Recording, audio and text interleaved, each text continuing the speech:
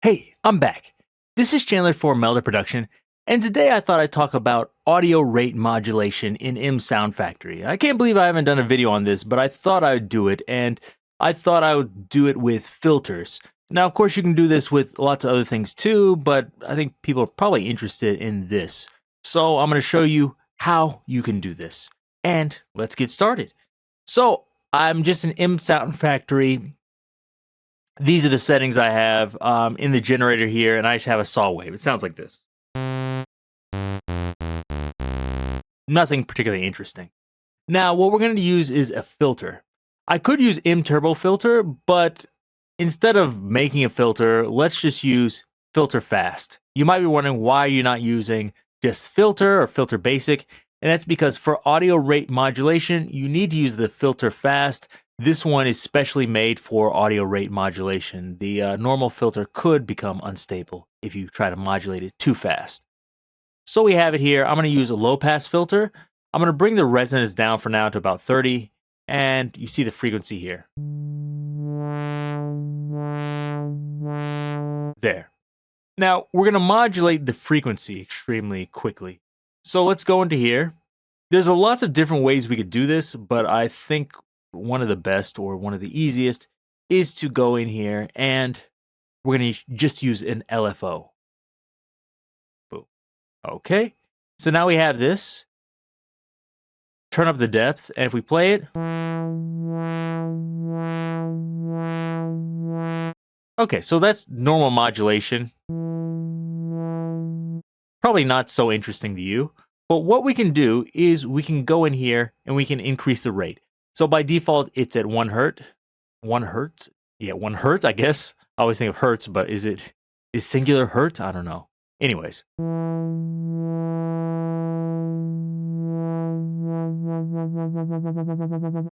I'm sure all of you expect that. But of course, audio rate modulation is when you get into the audible hearing range, so above 20 hertz. So let's hear that.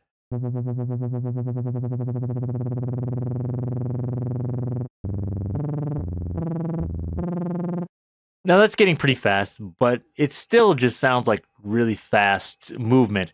We want to make it so fast that it starts to sound like, something else. So let's just crank it up a bit.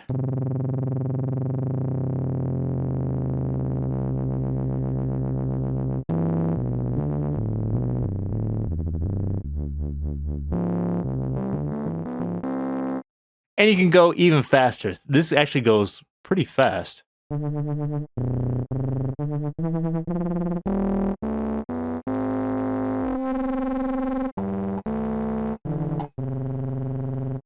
Like that. Now, of course, you can adjust the depth, but here I probably want to change the resonance just a bit here, so you can hear it a little bit more.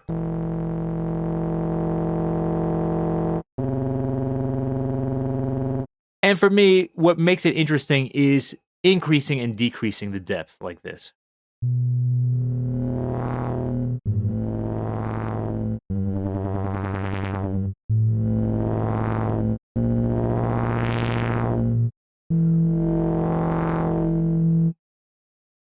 Now, one thing you might notice is for some frequencies and some keys, it sounds good, but other keys, it doesn't sound so good. And that's because the rate of the modulation and the rate that the key is, or the rate of the note is different. So sometimes it's going to sound like, oh, really, I don't know, resonates in a pleasant way, and sometimes it just sounds like noise.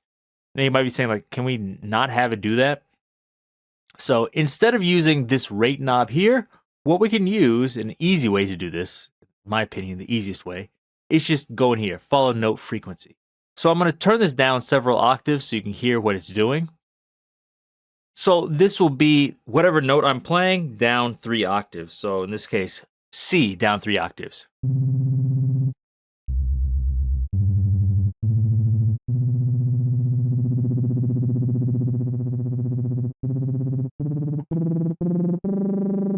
So it sounds relatively the same. Now, instead of down 3 octaves, let's try 2 octaves.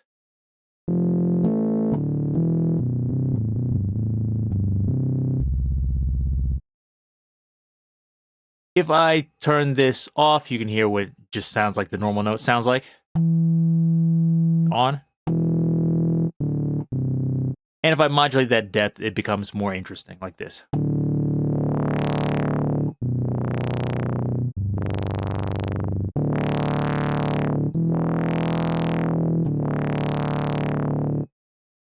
And of course, you don't need to go down 2 octaves. You can do -1 octave.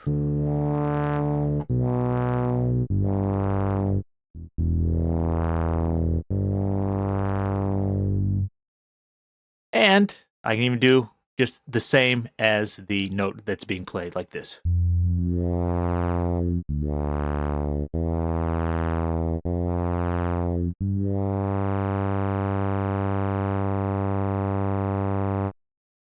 I'll turn this off and just move this up 5 octaves so you can hear the difference.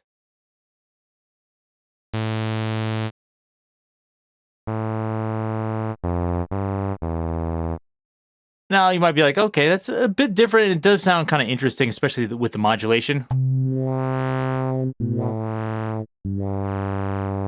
I usually like to do it down an octave.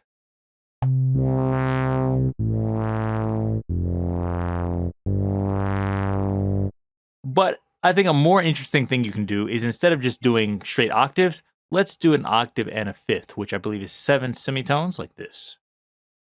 So now let's hear it.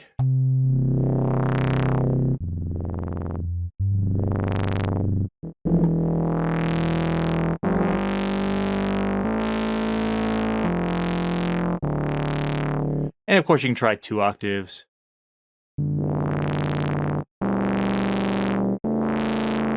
Or at the same note.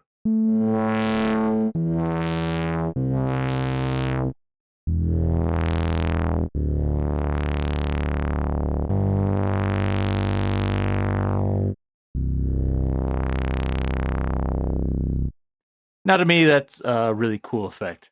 I'll let you kind of hear the differences. So let's move that up. This is without modulation. And this is with that modulation on.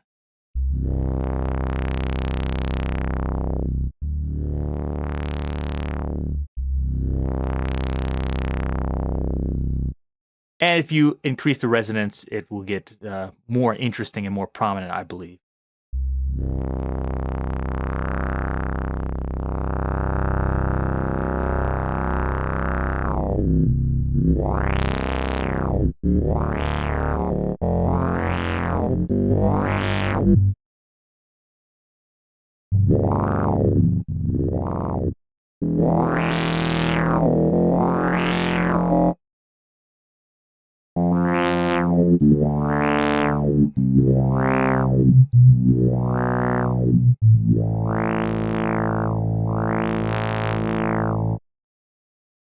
So, of course, those are things you can do.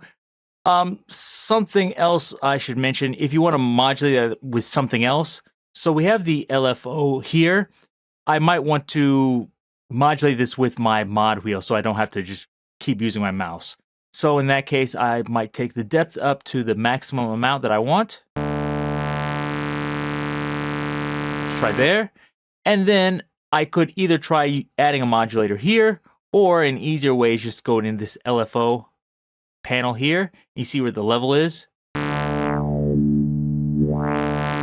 And modulate that. So I can set this at 0, go into its own LFO here, and I'll just find, where is it? Modulation here, MIDI CC1, move this up to 100, like this. There you go. A little bit over 100, but that's okay. And now I can use my keyboard mod wheel.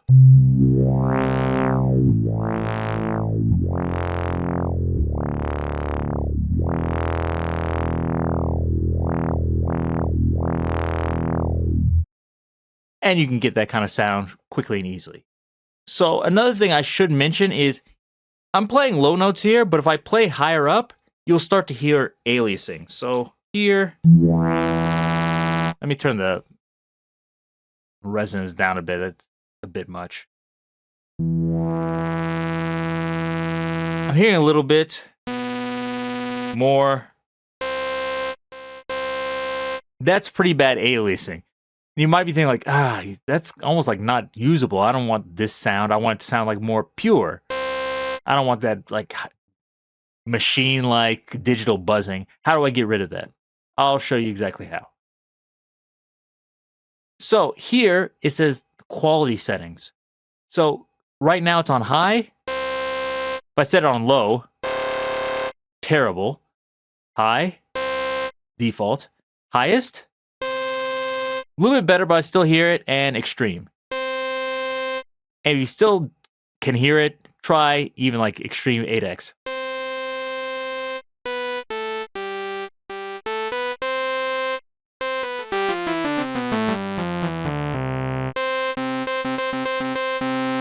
As opposed to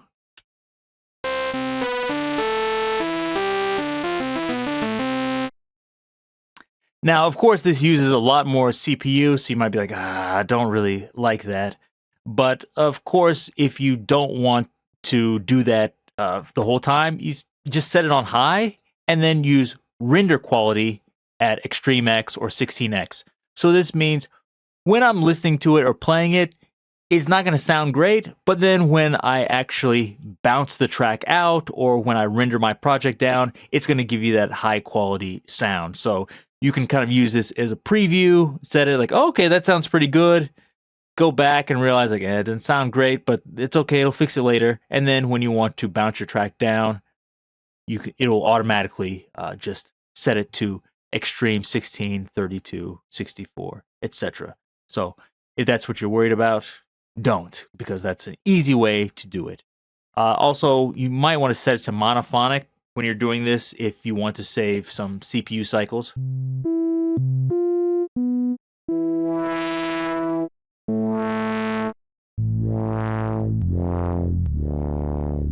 But of course, you don't have to. I'm just kind of recommending that. One of the great things about MSoundfactory is it is polyphonic, so you can use all of this stuff with chords.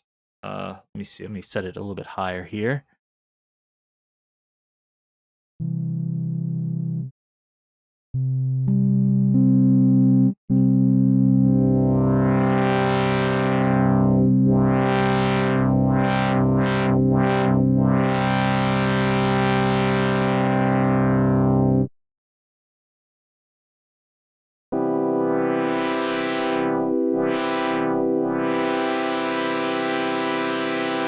Probably not the most interesting settings. Let me see if I can find something a little bit more interesting.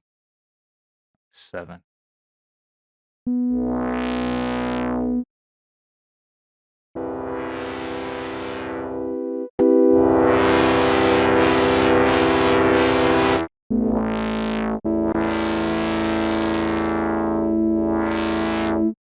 So you see there, you can do this polyphonically also if you like. So there's lots of different things you can do and things you can do to make this more interesting. I have this set to fade in. Let's see if I turn this off for a second. If you don't want to use the mod wheel, you can use a delay where it starts and the modulation comes in after, I guess, 676 milliseconds.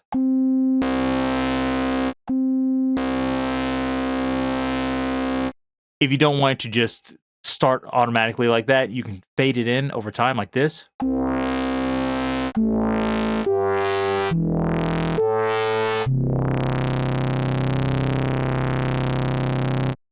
And of course, on top of all of that, you can change the waveform like this.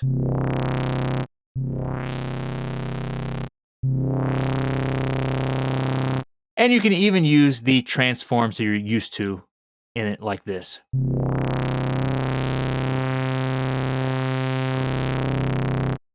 Let me see if I can find an interesting one.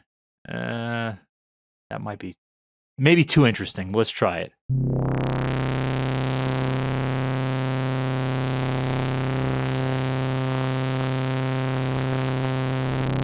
That's making things kind of glitch out. Anything else? Maybe bend?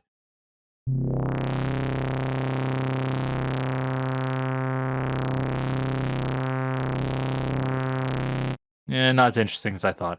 But you have those transforms there if you wanted to try to do some interesting and kind of unique things. So you can play with all these different ways to modulate it, but in my opinion, this is the easiest way to get audio rate modulation on a filter in MSoundfactory. If you have any other questions about it, let me know and I'll try to answer those. But there's lots of things you can do with this, and it doesn't have to just be filters. You can do it with other things too. In the future, I'll try to show you that. But until then, if you have any questions, leave those down below. Leave me a thumbs up if you haven't done that. And be sure to check out all the other plugins at melderproduction.com. Till next time, see you.